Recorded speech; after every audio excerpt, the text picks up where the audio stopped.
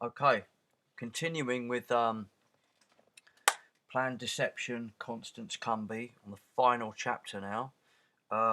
Just quickly at the beginning, I found my copy of Zero Population Growth, starring Geraldine Chaplin and Oliver Reed. There you go.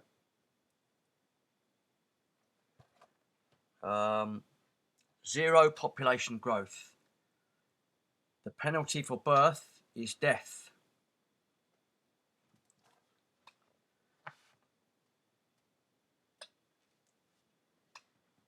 And I believe it was 1971. And this DVD is from 2008. And on the back, Oliver Reed and Geraldine Chaplin star in this dystopian vision of things to come. Under the weight of overpopulation, human society has begun to self-destruct. A policy of zero population growth is forced upon citizens in hopes that 20 years without new births will right the sinking ship that is our planet. Couples are issued dolls to take the place of children, and neighbours are encouraged to speak out about any illicit breeding. Reed and Chaplin play a couple who make the decision to subvert the will of the government and have a child of their own. They're soon forced to hide their crime from Big Brother, baby snatchers, and even those they had trusted most. Zero population growth follows in the tradition of Logan's Run and Soylent Green in making it endlessly entertaining to watch a world that we wouldn't want to live in. So maybe I'll give that a watch and do a review of it.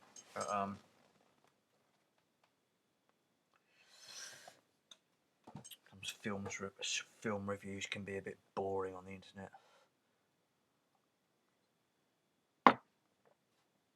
Okay, chapter 16. This is the final chapter. Hopefully this won't last as long as the last one. Networking, the global vision. She starts off with a quote. The open conspiracy must begin as a movement of explanation and propaganda. H.G. Wells, The Open Conspiracy.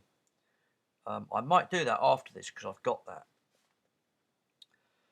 It must be remembered that the forerunner of all movements which appear upon the physical plane is an educational propaganda.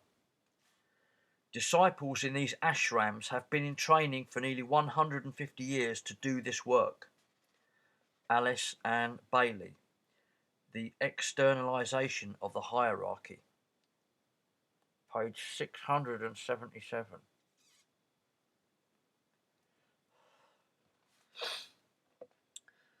We, himself and Donald Keyes, in brackets, have worked together through several decades to sound the alarms and to point to possible new directions. Norman Cousins, Introduction to Donald Keyes' book Earth in Omega, 1982.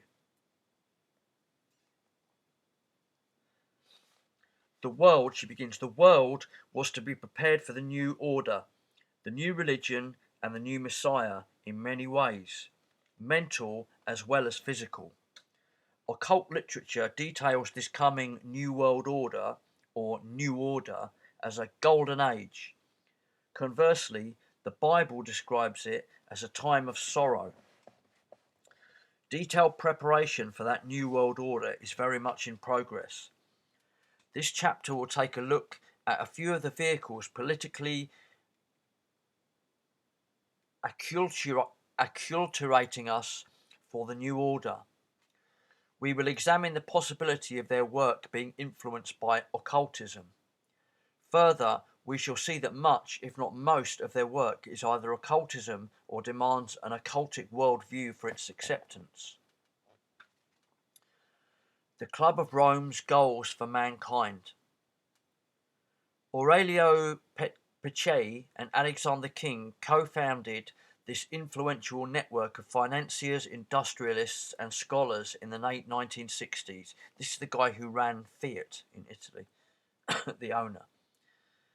A capable executive, Pacelli served as chief executive officer for the Olivetti Corporation and for Fiat Automobiles. His writings clearly reflect an occult worldview. They also reflected biases against Orthodox Christianity. The Club of Rome continues to work closely with a number of occult political action organisations, including Planetary Citizens, the International Centre for Integrative Studies, ISIS, Lucis Trust, and the Global Education Associates. Indeed, its Goals for Mankind reports United Nations goals were submitted by Donald Keyes himself. Keyes is an activist with Lucis Trust and a former administrator of that organisation. Extensive documentation is included in the appendix, including a 1979 membership list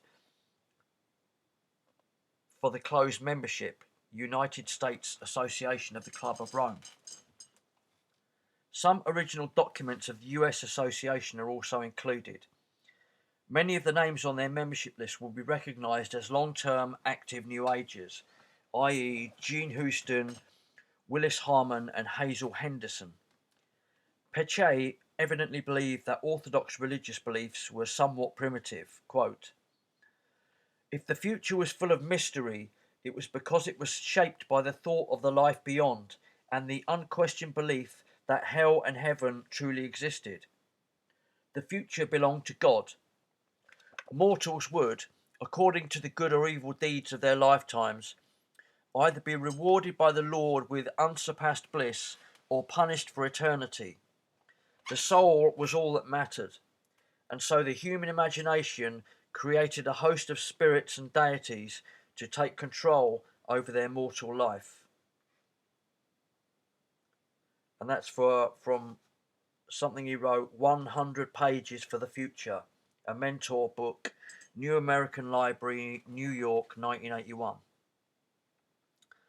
Pacelli probably didn't know the closeness of his proposals to Bible prophecy, but judging from his associations, it is possible he did know he was reflecting the occult-inspired organic worldview. Another quote, "One of the greatest socio-political and economic differences between the future and the present is that the increasingly intertwined structures of the entire global system will produce a progressive convergence of the futures of all peoples.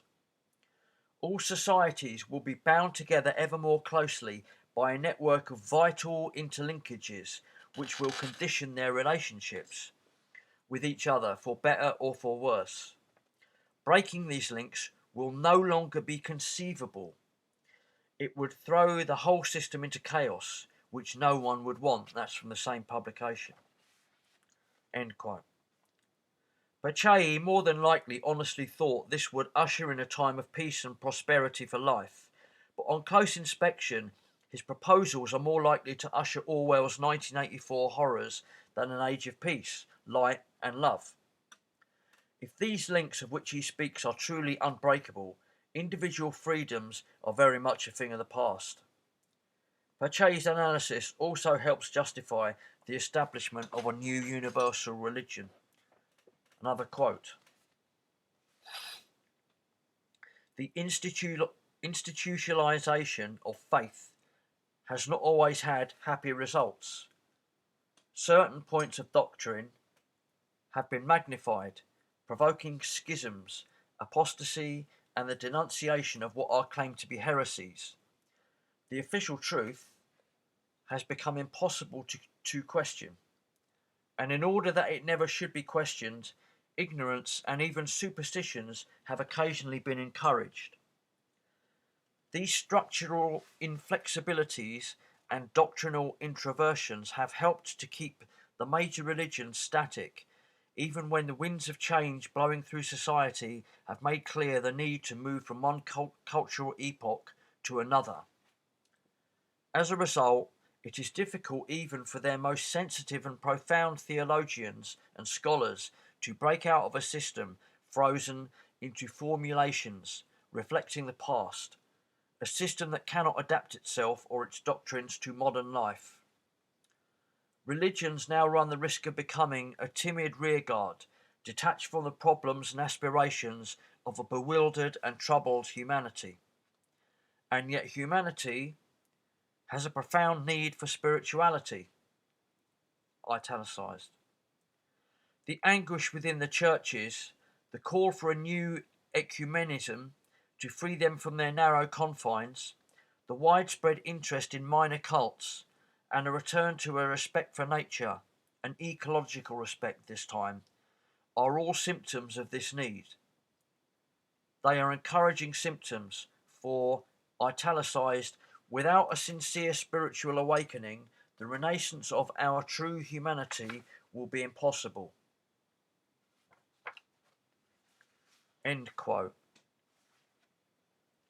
Animism and a repudiation of God's command for man to take dominion over the planet are occult belief hallmarks. Pacelli also suggested that perhaps man created God and not vice versa.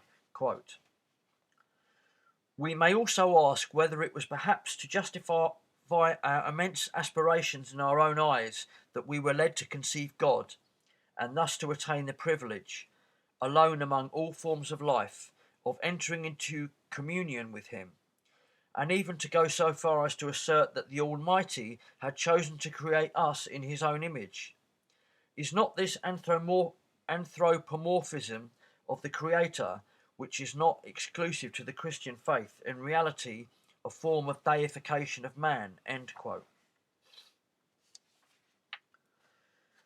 While ultimate motives are impossible for anybody but God to ascertain, it seems ironic that Pacelli and his fellow planners had no qualms about playing God themselves. What Pacelli was personally expressing a belief in was an organic view of the universe. Again, this is a belief that we are all parts of a whole.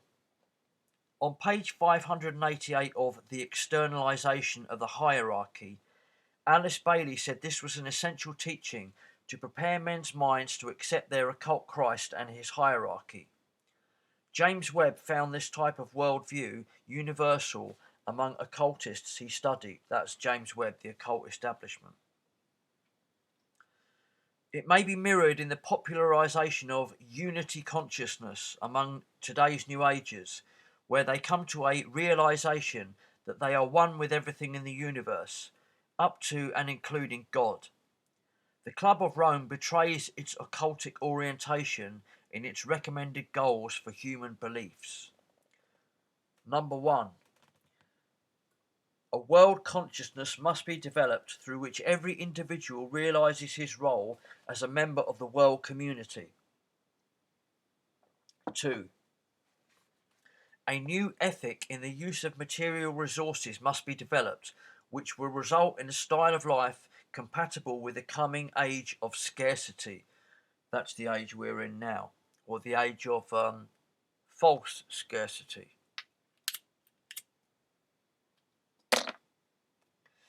Designer scarcity. Notice they stopped everyone farming. Slowly, all around all nations, stopped everyone farming. In England, in this country, and now it's scarcity. 3.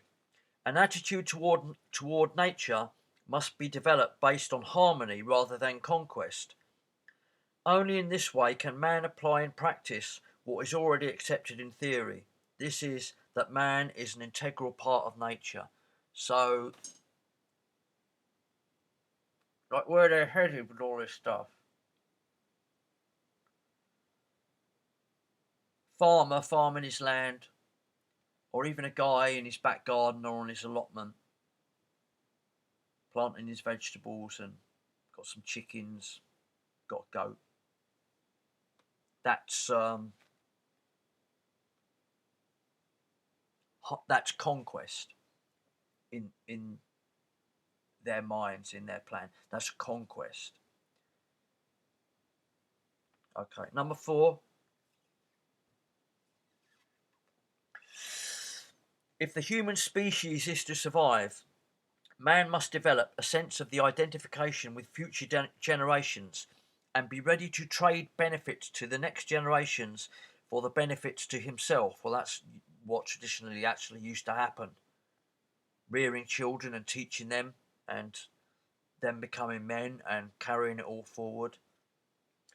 If each generation aims at the maximum good for itself, Homo sapiens are as good as doomed. Yeah, right, that's why you want to wipe out, what was it, that last chapter? 4 billion out of 6 billion?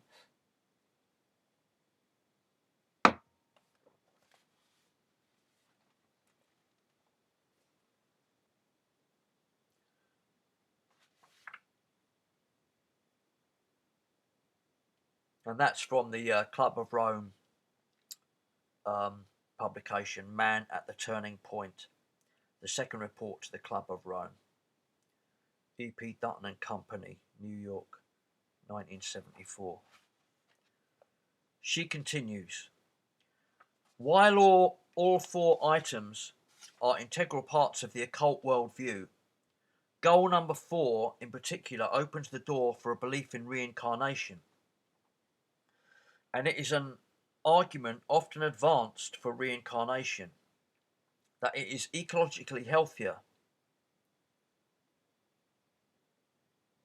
In his Bantam New Age series book, The Case for Reincarnation, Joe Fisher writes, quote, yet consider the transformation of earthly existence were reincarnation accepted into the soul stream of the global population as a guide by which to live. Acutely aware of reaping harvests of past deeds while simultaneously sowing the seeds of future lives, most people would behave very differently. Life on the planet would be overhauled, and hugely for the better. Wars, crime, racism, nationalism, and sexual chauvinism would be radically diminished. Funny how they include nationalism with wars, crime, racism, and sexual chauvinism. Just like slip stuff in there. The nagging fear of death will be eliminated and replaced with acceptance of the opportunity for transformation. Doctors who strive to prolong life would see themselves as sad clowns flaunting their ignorance of cosmic renewal. Genetic engineering will be recognized by all as meddlesome and dangerous. Care will be taken not to encourage the extinction of animal and plant species, lest rungs be removed from the evolutionary ladder. Acceptance of reincarnation demands a complete overturning of prevailing attitudes inculcated by a civilization has long over-identified with the body. End quote. To understand the Club of Rome materials and put them in proper perspective, one must keep the Book of Revelation and the Book of Daniel by his side. Mr. Wally Woods of Houston, Texas, wrote an excellent report on the Club of Rome. He has given me permission to reprint it, and it is included in the appendix to this book. If we get time, we'll do that. If they were operating from a bias-free perspective, that would be one matter. However, the statements in their reports and the affiliations of their officers and members with occult interest groups, including Lucis Trust, clearly indicate that they are not bias-free. Therefore, their objectivity must remain suspect. It is no small coincidence that both their political and spiritual solutions parallel those of Alice Bailey's Tibetan master, especially in the light of Donald Key's inputs into their projects. The International Centre for Integrative Studies. Another group working closely with the Club of Rome is the International Centre for Integrative Studies. It is probably not coincidental that their acronym is pronounced ISIS. ISIS was organised in 1962. Since the Club of Rome's formation in the 1962 ISIS has worked closely with it. ISIS gives the following reasons for its formation, quote, "The International Centre for Integrative Studies, ISIS, was founded in 1962 by a distinguished group of scientists, scholars, and corporate leaders who believed that the growing and even perilous web of political, technological, and human issues that confront us all can only be managed when we recognise and understand their global impact. Giants in their fields like Arnold Toynbee, Bertrand Russell, Pitirim Sorokin, and Abraham H. Maslow believed a worldwide vision for the future was essential to influencing the quality of life in the 21st century." Undated ISIS membership solicitation brochure mailed by them in calendar year 1984. Kind of grooming elitists. Scientism. Giants in their field. Come and join the giants in the field. End quote. ISIS too believes, as does the Club of Rome, that a global vision is necessary. Towards that end, they have collaborated with the Club of Rome and other globalist organisations, including Lucis Trust, in the shaping of such an agenda. Similar to Planetary Initiative's World Council of Wise Persons, ISIS too is convening the world's best minds. Their membership solicitation says, quote, "For the first time ever, ISIS is convening an assembly of the members of the International Council, some of the best minds now at work in the world, to design an agenda for the 21st century, grounded upon positive human values.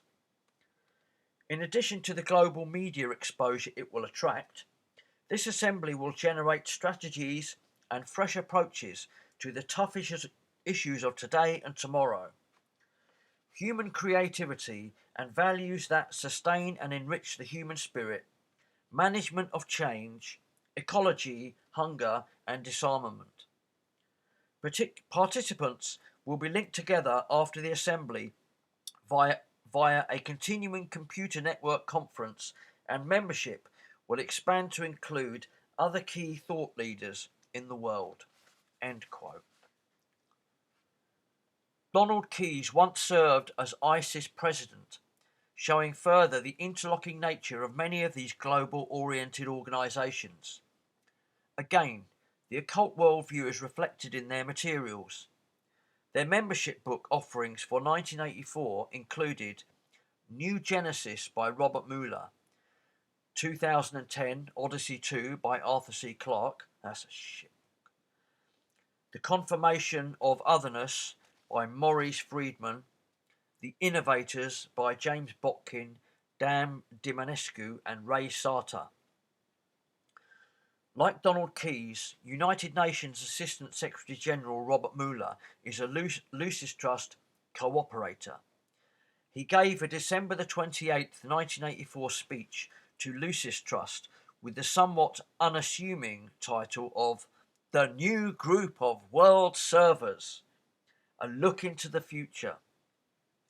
His book, New Genesis, offered by ISIS, contains a chapter entitled The Reappearance of Christ.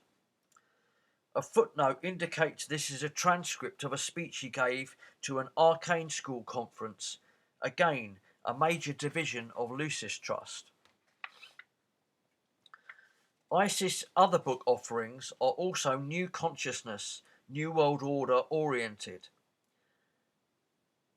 To do with these new consciousness, I think it means deal with the new consciousness, new order combination.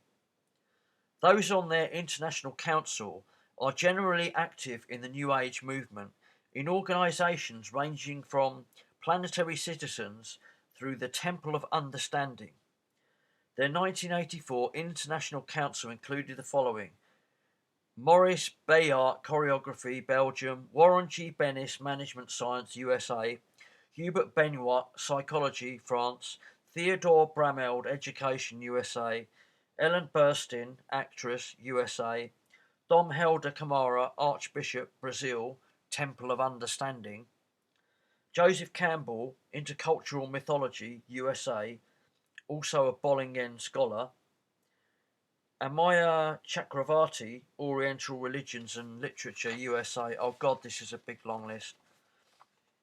Stuart Chase, Economics; Arthur C. Clarke, Author; Mircea Eliade, Religious History; Viktor E. Frankl, Psychiatry; Hans Friedenthal, Mathematics; Morris Friedman, Philosophy; Leo Gabriel, Philosophy; Theodore Hesburgh, Religion; President of Notre Dame University, Planetary Citizens.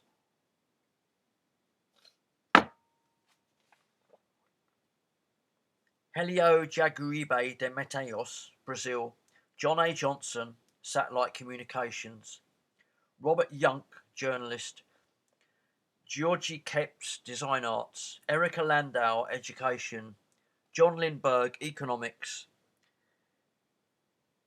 Eleonora Massini, Futurist; Shigeharu Matsumoto, Japan; Rollo May, Psychoanalyst; Clark Moustakas, Professor, Educator; Gunnar Myrdal, Economist; Fega Ostrawa, Artist; M.P. Pandit, Spiritual Philosophy; Philip H. Phoenix, Education; Carl H. Pribram, Neurobiology; Ilya Prigogine, Author, Chemist; Ira Progroff, Depth Psychologist; Carlos Alberto Seguin, Psychiatry; Herbert A. Shepard, Applied Behavioral Science; Huston Smith, Philosophy;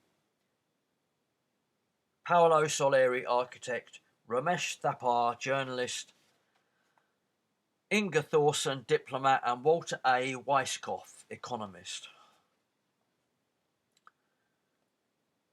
Friend of ISIS, enemy of God. ISIS gave prospective members a quiz. Their solicitation asked, which of these statements best reflects your own thinking? They gave the following quotations respectively by Arthur C. Clarke, Albert Camus, John Naisbitt, and Gunnar Myrdal. 1. Quote, the technologies that could destroy us can also be used for our salvation. 2. To understand is first of all to unify.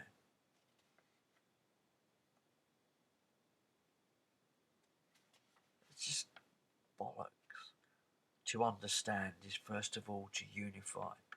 It's like you say, what's that? And some psychologists will stand up there for an hour showing how the quote is right. And every time you challenge anything, they'll be going, oh, you're defensive. Oh, you've got a problem. You've got a problem. Number 3. We must learn to balance the material wonders of technology with the spiritual demands of our human nature. Isn't that kind of like the same as the first one? Sort of, basically.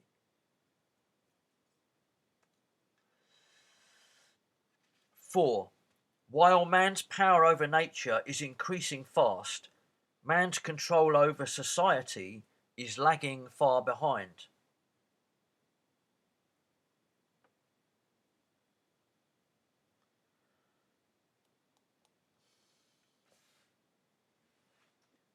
The solicitation said, quote, if you answered yes to any of the above, you're already a friend of ISIS.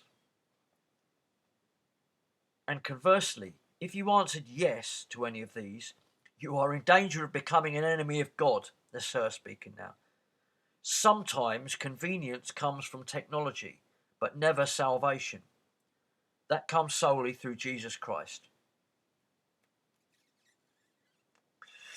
As regards the second statement, unity consciousness, or the act of unifying, underlies all of occultism. It also is the basis for all initiatory experiences. What is expressed here is a false synchronistic unity, where instead of true unity in Jesus Christ,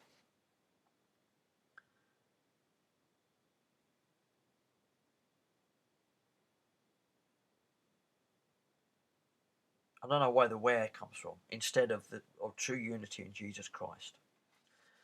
Naisbitt has made it publicly clear also that he defines spiritual as an attunement or initiatory experience. He is not presently using the term spiritual in the sense of Sunday school lessons! Exclamation mark.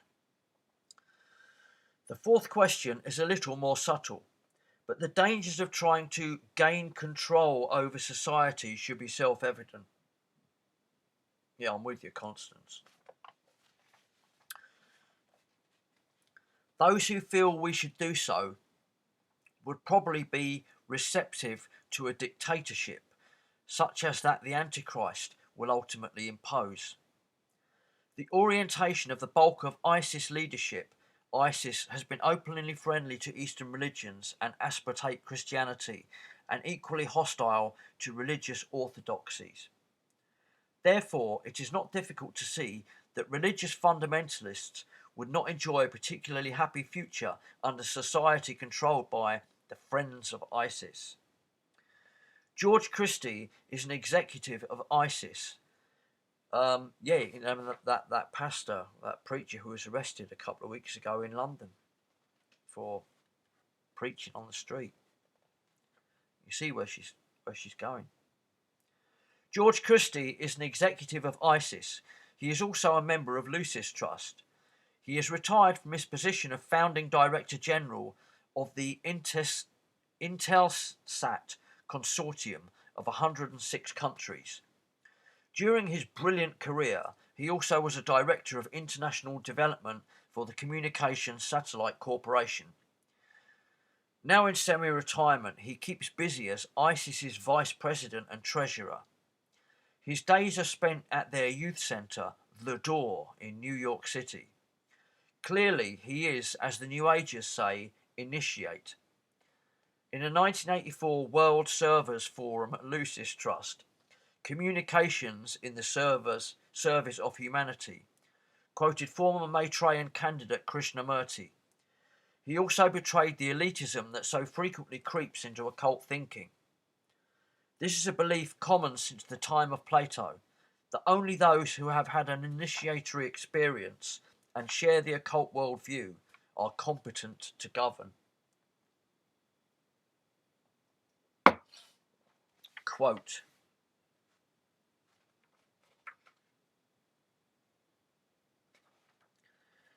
a tiny trace of a foreign substance in pure silicone changes that very common element to a junction transitor capable of producing the magic of new technology.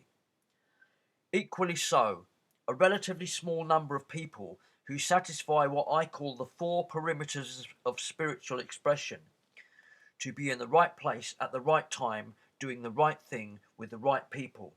A small number can literally allow transformation to take place, which will then get at the causes of hunger, the causes of war, and the sources that allow violence to leak into the human situation. That's from Mankind at the Turning Point, the second report to the Club of Rome.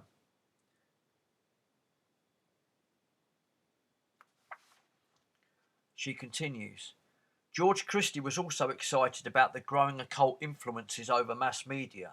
Of that, he said, quote, the Father's house is wired, and we can infuse that network with a living, vital, positive energy that will transform the planet. We are midwives of a birthing process to a new age. End quote. ISIS too believes in thinking globally, acting locally. So one of their projects includes a special youth project which they call The Door. Located in New York City, it features extensive programs for those between the ages of 12 and 20. The door receives many governmental and foundation grants. Yeah, I bet it does. The motives of the staff may be admirable. Undoubtedly, benefits accrue to the young people who go there. Nevertheless, it clearly violates legal principles against merging church and state. According to George's answers to a Lucis Trust questioner,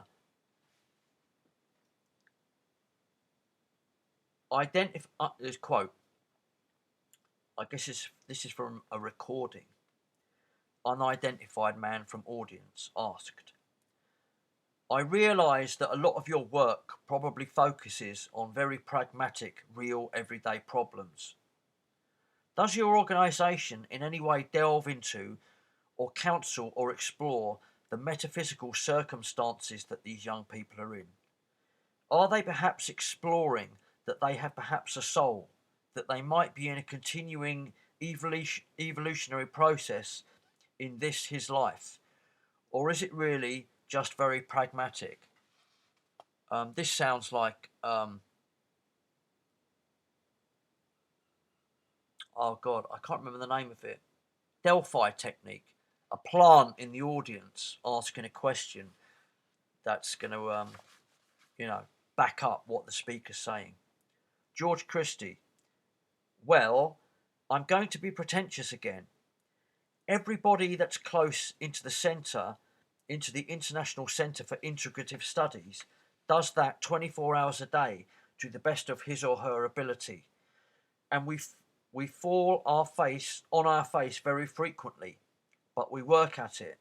Does that answer your question? Now, we don't publish it. It's not in our literature. You're not going to find it there. It's right out there. You're not going to find it. Same man. No, but what I'm saying, are there any metaphysical people on your council on that professional staff? George Christie. Every single one. Every single one. Well, I don't know. How metaphysical am I? I don't know. Same man, after extensive laughter from the audience. No, I realise that all is metaphysics. However, in other words, if a kid comes in there and he's really struggling, George Christie, absolutely, absolutely, absolutely. Conscious spiritual endeavour, absolutely a requirement for the staff of the door. If they are going to tell young people how to change their lives, then they themselves have to actualise their own life. We won't keep them around unless they do. It's a cult. Same man. No, I understand what you're saying, but a psychologist can do the same thing without ever discussing the possible nature of the soul, of another life, of other existences, of carrying over behaviour patterns. These are references to reincarnation. She's put that in there. Not just from parents and environment. I'm not saying you should do this, but I'm just asking if this is being done. George Christie. I think we should do it, and do it like hell. We should work at it. I don't see how you can change unless you deal with those problems and those patterns. I say the only thing I can say about the group that I'm associated with is that we consciously work at it, and we use all the tools available to any of you to do it. Now, how well we do it, I'm not so sure. Sometimes we do pretty well, sometimes we don't. It depends on the day of the week, but we never publish it.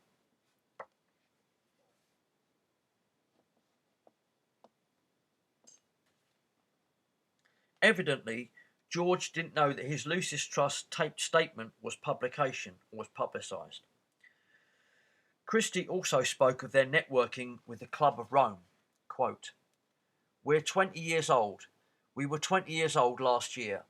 We publish an international journal. We have a closed network of 250 to 300 of the finest change agent scholars in the world who belong to this network. We are very active with the Club of Rome. In fact, No Limits to Learning was written in our library, which was one of the Club of Rome reports. Yeah, it was recorded from a Lucis Trust NGWS forum, December the 5th, 1983 in New York. which was released by the Lucis Trust. George Christie, a mover and shaker in many circles, makes it clear that his orientation is that of the plan. The same is probably true of most of the networkers we have mentioned. Quote, "Now, when you speak of the plan, capital P, I, of course, probably think the same thing as most of you do here." End quote.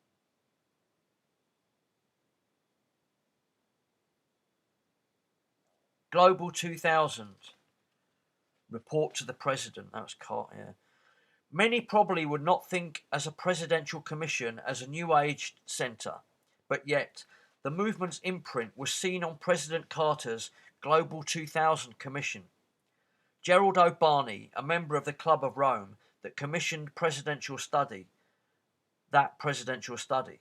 Not surprisingly, Club of Rome's previous work was reflected in its recommendations. Not coincidentally, the Global 2000 report to President Carter echoed the conclusions of the Club of Rome. The New Agers were ecstatic. The Global Tomorrow Coalition, a response to Global 2000. Following closely on the heels of Global 2000, the Global Tomorrow Coalition is one of the more sophisticated New Age political networking efforts to date. It is headed by a former Republican governor, Russell W. Peterson. Peterson is also the chairman of the participating Audubon Society. Its 60-member groups range from the Alan Guttmacher Institute to John Denver's Windstar Foundation. It also includes Friends of the Earth, the American Society Prevention of Cruelty to Animals, and the World Federalists Association. As was the case with the Club of Rome and Global 2000s, their concerns also were long-range global issues. They dealt with nearly every aspect of public policy, including population resources, environment, sustainable development, conservation, wildlife protection, species diversity, deforestation, food production and distribution, health and public education. Existing evidently to give support for the implementation of Global 2000's recommendations, the Global Tomorrow Coalition, quote, holds meetings in Washington and at the community level across the country, end quote. One such meeting, held in June 1983 in Washington, D.C., featured former President Jimmy Carter as the keynote speaker.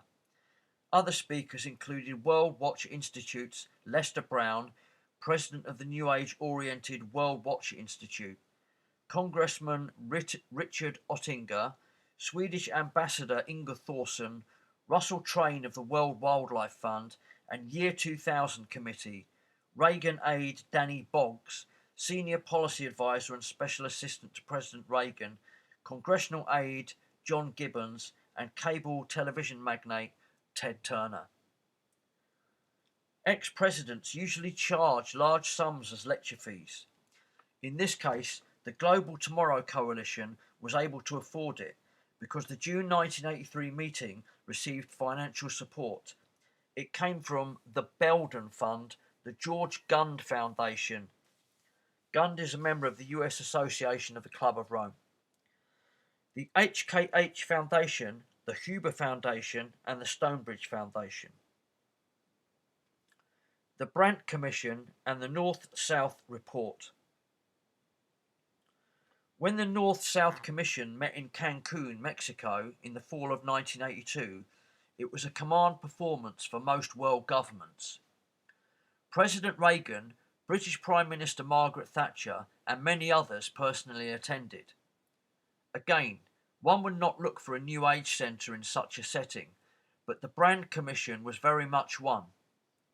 Willy Brandt continues to be a favourite lecturer on New Age circuits. The Brandt Commission's networking ranged from the Club of Rome to Benjamin Crame's own Share International. Share International, in its turn, is directly connected with the so-called Reappearance of the Christ. Thumbing through occult magazines freely distributed about the country detailing the New Age activities of that geographical city, I have seen Willy Brandt's name more than once as a featured speaker at a New Age event. One of the staff members is evidently more than peripherally involved in New Age networking. The following item appeared in a December 1983 letter to ESP (Energy System Parameters) members. Quote,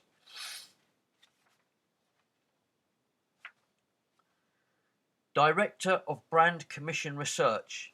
His group serves as a link for information analysis between Germany, Canada, the United States, and South America.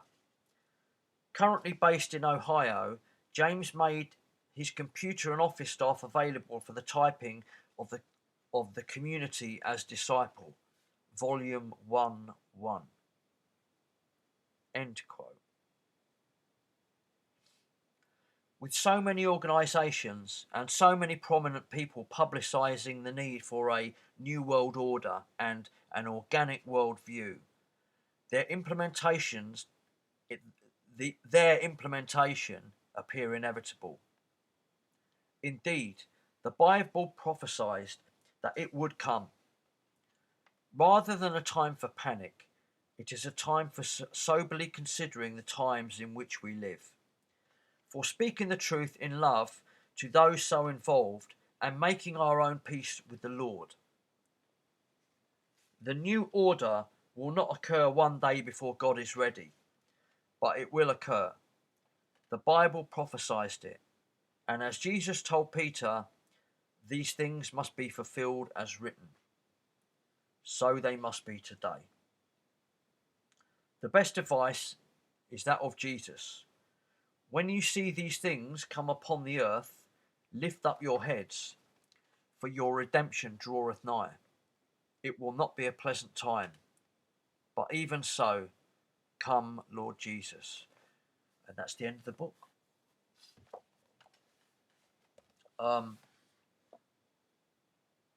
So we just quickly go through a couple of these appendices. Maybe got time. I'll do this one. Okay, this is The World in Review. Designers of a New World, The Club of Rome, by Wally Wood, founder, Christian News Network, Westheimer Suite, Houston, Texas. She referred to this earlier.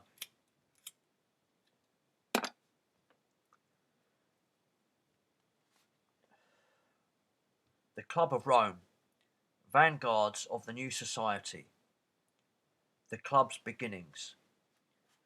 Since the early 1970s, we've gathered information on the developments and activities of a European think tank known as the Club of Rome. The club was created in 1968 at the time of the 5-year famine in Africa and as the result of international debate on whose responsibility it was to feed the world. The founder of the Club of Rome was Italian industrialist Aurelio Pacelli of the Fiat and Olivetti companies. Consisting of highly influential and distinguished bankers, scientists and industrialists from 25 nations, the Club of Rome, with Pacelli at the helm, has as its primary function the serious study of the predicament of mankind. It studied these problems in the beginning based on the exponential growth of industry and population.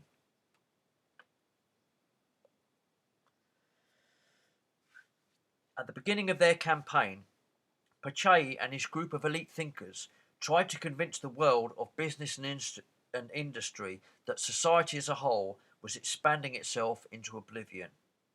It was the premise of the club that, left unchecked, progress and expansion was going to create a collapse of the Earth's natural resources and the planet's ability to provide for man and beast. Consequently, their pleas fell on uninterested ears. At this point, according to club member Manfred Siebke, quote, the club felt that nothing short of a shock treatment could help. End quote. Quoting Pacelli, Quote, immediate purpose was thus temporarily shifted from the search for answers to basic questions to the search for a device capable of opening a branch in the hearts and minds of people, of arousing their awareness to the complexity and seriousness of the world problematique. After long consideration, a commando operation was decided upon in the hope that its rapid tactical success might have strategic consequences. The plan involved the club's use of computers to create scenarios of what the world promised to be like by the turn of the century, based on the club's own research of current trends. With the help of J. Forrester and Dennis L. Meadows of MIT, plus 17 other researchers, the club commissioned the computer scenarios. What was produced was a most startling prediction of universal depression, famine, unemployment, starvation, and chaos. The findings were dutifully published in March 1972 in a book called The Limits to Growth. And you know what it's like when people commission these computer studies. They get back what they want. In seeking the computer's help, Pachayi played a hunch that industry and government would pay more attention to a computer readout than a mere journal produced by another think tank. The Limits to Growth report proved his hunch to be unbelievably accurate. The policies of the world have never been the same since. Project number 1, The Limits to Growth. Quoting the March 1973 issue of Bulletin of the Atomic Scientists, in an article entitled The Club of Rome and Its Computer, quote, the printout of the computer gave some ominous results for the human condition by the end of the century, and catastrophic possibilities in the 21st century. The computer did not seem to like the way things were going, especially the increase in population. End quote. The Limits to Growth laid out 3 basic premises of the course of world civilization over the next 20 to 30 years. Quote, should the current trends in population growth be allowed to continue unchecked, then it is a mathematical probability that the limits to the Earth's support capacity will be reached within the next 100 years, bringing about the international breakdown of civilization. It is not too late to implement some form of population control now. Such controls must be exerted immediately. The more time passes without such controls, the more difficult and less successful any resultant change would be. End quote. Returning once again to the Bulletin of the Atomic Scientists at the time, population production, resource extraction, pollution, all are now growing exponentially. Using actual figures of growth from 1900 to 1970 and then projecting them, the computer indicates calamitous breakdowns in the world economy after the year 2000. When other assumptions are fed in such as a great increase in technological innovation, the time period is extended, but collapse is sure to come. End quote. To fully grasp the effect the Club of Rome was talking about, it becomes necessary to understand what they mean by the term exponential. The man who fed the computer, Dennis Meadows of MIT, explained it this way, quote, you have a pond on which a single lily plant is growing. It is assumed to double in size every day. It is assumed that if you do nothing to check them, lilies will cover the whole pond in 30 days. You decide to take it easy until the lilies cover half the pond. What day is that? That is the 29th day. On a doubling every day basis, you have just 1 day to save your pond. Returning to Manfred Siebke, quote, it is in this twisting tangle of problems and their international relationship that we have to extend our vision as far ahead into the future as the consequences of our present actions reach. in order to devise policies which not only satisfy the needs of today, but the exigencies of the entire time frame. End quote. Continues. We think that mankind has perhaps only 10 years or less to choose a different from the present one, a course different from the present one, which is bound to end in disaster. Aurelio Pache, Atlas World Press Review, January 1979. Continues. The Club of Rome, an exclusive association of 100 policymakers from 25 nations, seeks an industrial debate on the global problems of industrialization, population growth, the environment, and the growing gap between rich and poor nations. Its initial and most famous study, released in 1972, was called Limits to Growth. After examining major world trends at the time, the report predicted global collapse in the next century unless urgent action is taken to manage the world's diminishing resources. Houston Chronicle, September the 4th, 1978.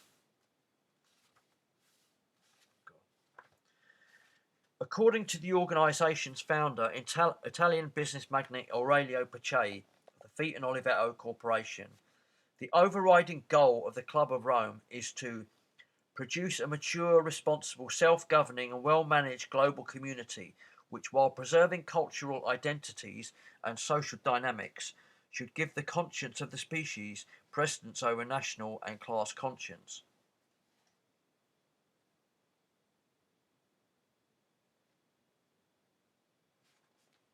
Well, I don't know how you preserve cultural identities while doing the other stuff.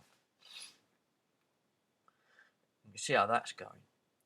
In other words, the concerns and interests of the world community as a whole must be realised to take precedence over that of individual nations. Under the new world view, national sovereignty would be unjustifiable.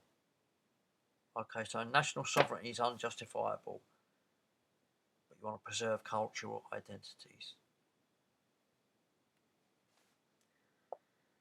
Louis B. Fleming, writing for the Los Angeles Times Washington Post news service on the Club of Rome in August 1978, noted that, quote, the feeling of many within the club is that the principle of national sovereignty and the arms race that now extends even to small nations are major barriers to what people must do to avoid a far greater catastrophe. End quote. In looking back on their original views in the early 70s, Pache notes that their general conclusions have not changed since. The only thing that is somewhat different is the fact that when the world faces shortage, it tends to respond economically and politically, oftentimes by going to war. This had not been figured into their earlier calculations. Nonetheless, Pache is still convinced a major change is both imminent and necessary. Quote, I think that something is developing within modern men and women in such a way that one episode, one disaster, one charismatic leader, something may come one day and wake up this dormant capacity.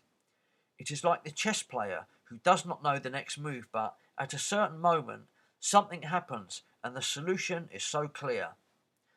I think mankind is building up for something within itself, whereby it will be able to make a jump. End quote. Suffice it to say, the world is nervous over the prospects of its future. Organisations like the Club of Rome and the World Future Society stand as proclaimers of that fear and motivators of world policy to recreate a society. Whether the facts they use are true or false are really immaterial. The important thing is what they are saying about current trends and their solutions to the problems plaguing the nations today. Excuse me.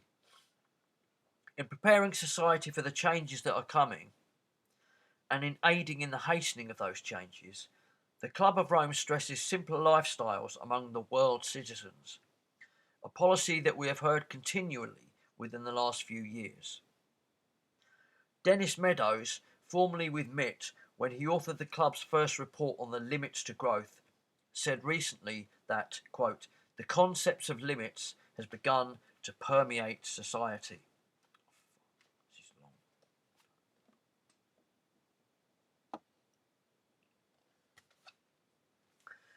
Project number 2, Mankind at the Turning Point. 2 years after the release of Limits to Growth, the Club of Rome announced the results of their second major project with the publication of Mankind at the Turning Point, E.P. Dutton & Co., Reader's Digest Press, New York, 74. Authored by Professors Mihailo Mesrovich and Eduard Pestel, the second study advocates that, quote, mankind cannot afford to wait for change to occur spontaneously and fortuitously. Man must initiate changes of necessary but tolerable magnitude in time to avert intolerably massive and externally generated change. Quoting the Futurist magazine of October 1975, Masarovich and Pestel, in speaking for the Club of Rome, believe that, quote, crisis confronting mankind now and in the immediate future can be successfully met provided there is a genuine international cooperation in the creation of a master plan for world organic growth, end quote. In both combating the world's problems and promoting international growth towards a more efficient world model, the author suggests regions rather than individually sovereign nations. Quote, the conclusions and recommendations reported in this work are derived from the analysis of alternative patterns of long-term world development using a flexible computer-based planning instrument which contains a multi-level regionalized model of the world system. End quote. According to Mankind at the Turning Point, the world should be collected into 10 regions. North America, Western Europe, Japan, Australia, South Africa, and the rest of the market economy of the developed world, Eastern Europe, including Russia, Latin America, North Africa and the Middle East, tropical Africa, South and Southeast Asia, and China. We might add at this point that on February the 10th, 1972, President Nixon initiated part of this plan by issuing Executive Order 11647, calling for the regionalization of the United States. At that time, and for the purpose of streamlining the federal government by making the bureaucracy more efficient and centralized, the country was divided into 10 regions. Likewise, regionalization is one of the planks of the European Economic Community, the EEC, European Union. So the thinking of the Club of Rome very definitely runs along the lines of a new world system of centralized governance. Quoting once more from Mankind at the Turning Point, quote, in the past, the world community was merely a collection of fundamentally independent parts. Under such conditions, each of the parts could grow, for better or worse, as it pleased. In the new conditions, exemplified by the global crisis syndrome, the world community has been transformed into a world system, i.e., a collection of functionally interdependent parts. Each part, whether a region or a group of nations, has its own contribution to make to the organic development of mankind, resources, technology, economic potential, culture, etc. Masarovich and Pestel stress the fact that in order to meet the challenge of a viable world system, it becomes necessary for a master plan to be devised that will allow for organic sustainable growth and world development based on global allocation of all finite resources and a new global economic system. This, according to the two professors, must take place because, quote, the emergence of a new world system is a matter of necessity, not preference, and that system must be built on cooperation, end quote. And cooperation, they say, is, quote, a scientifically supportable, politically viable, and absolutely essential mode of behaviour for the organic growth of the world system, end quote. No other alternative but new world. The advocation of a new world order has become a religion unto itself. Those who talk about it, plan for it, and dream of it do it with a spiritual fervour and sincerity that is very convincing. In the view of such advocates, certain spiritual, moral convictions must be accepted so that the transition of the new system is as smooth and cooperative as possible. The Club of Rome's second major study into the condition of man and society, its Mankind at the Turning Point, acknowledged that, quote, there is an absolute necessity for a fundamental reorientation of values for planetary man, end quote. To bring about a smooth transition into the new global community, the club suggests four major components or attitudes that need to be enacted by everyone at large. 1. A world consciousness must be developed through which every individual realizes his role as a member of the world community. Number 2. A new ethic in the use of material resources must be developed, which will result in a style of life compatible with the coming age of scarcity. Number 3. An attitude towards nature must be developed based on harmony rather than conquest. Only in this way can man apply in practice what is already accepted in theory. This is that man is an integral part of nature. 4. If the human species is to survive, man must develop a sense of identification with future generations and be ready to trade benefits for the next generations for the benefits to himself. If each generation aims at the maximum good for itself, Homo sapiens are as good as doomed. We read that earlier. In other words, quote, if cooperation is chosen, it may lead to the creation of a new mankind. Should mankind choose the alternative, all is silence. To the New World Advocate, in italics, there is no other viable alternative to the future survival of civilization than of a new global community under a common leadership. The primary culprit, as far as One World advocates are concerned, is something known as national sovereignty. That's the right of each individual nation to act as an individual nation, making its own laws and executing its own laws among its people. In the view of internationalists, national sovereignty is the epitome of global selfishness. The problem of scarcity, in their view, rests with nations who will not share their wealth and resources with other nations. If the world as a whole shared equally in the riches of the earth, the problems that presently plague the countries will be virtually eliminated overnight. Speaking before the first global conference on the future in Toronto during the summer of 1980, Club of Rome director Aurelio Picei addressed the issue of national sovereignty by saying, quote, in the international arena, there reigns that great disorder under heaven, which Chairman Mao used to denounce nationalism, dictatorships, militarism, and racism thrive in the name of this sovereignty. Oh, sorry, I've read that wrong. Which Chairman Mao used to denounce. Nationalism, dictatorships, militarism, and racism thrive in the name of this sovereignty, while the aspirations of minorities are trampled underfoot. And this partitioning of the world among introverted, self-righteous, sovereign entities, now numbering more than 150, kills the spirit of world solidarity. End quote.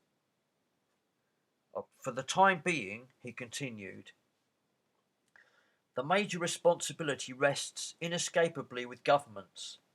They have the power and they rule the world. But unless they abandon national parochialism, sovereignty as nations, the global human drama will drift into tragedy. End quote. At that same conference was a member of the US Association for the Club of Rome, Hazel Henderson, who boasted, quote, this new world order is inevitable, even if the keepers of the old order resort to violence to try to stem the tide. The competitive, aggressive, patriarchal, machismo states are through. End quote. You can't get much bolder than that. That was written by Wally Wood.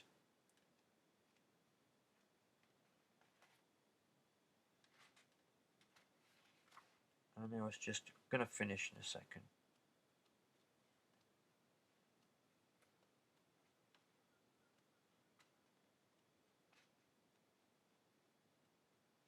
Oh God, there was something else I was looking at.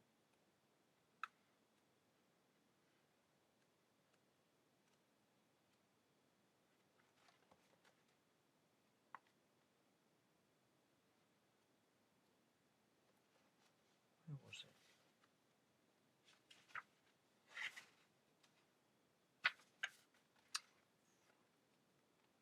There was something written by that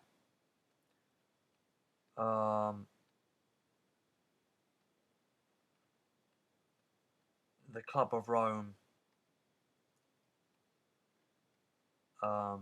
leader, and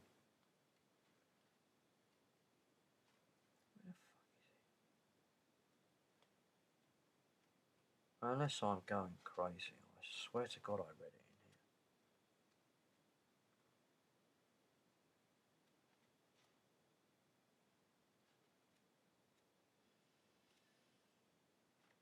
in here. No, I can't find it. I don't know what's happened there.